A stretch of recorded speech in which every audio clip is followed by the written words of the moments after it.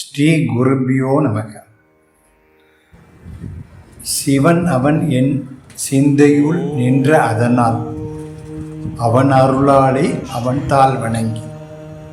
இது மாணிக்க வாசகரின் சிவபுராண வரிகள். பார்ப்பவனின் பார்வையாகவும் நினைப்பவனின் நினைவாகவும் எல்லா உயிர்களிடத்தும் விளங்குபவன் பரமேஸ்வரனே ஆவான் என்பது உபனிஷத் கருத்து. சிவன் அவன் என் சிந்தையுள் நின்ற அதனால். இத்தகைய உபனிஷத் கருத்தின்படி ஒவ்வொருவர் உள்ளும் சிந்திப்பவரின் சிந்தனையாக சிவமே விளங்கி கொண்டிருக்கிறது என்பது புலனாகின்றது.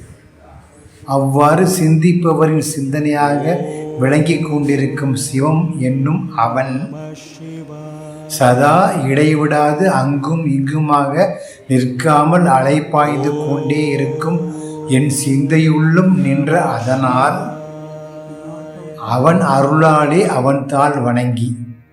அவ்வாறு என் சிந்தையுள் அவன் நின்ற அதனால் அவன் அருள் என் சிந்தனைக்கும் கிட்ட, அதனால் அச்சிந்தனையானது அவன் தாள் வணங்கும் அருளுக்கு அவனாலேயே பாத்திரமாகி அதுவே செயலானது. திருச்சிற்றம்பலம்.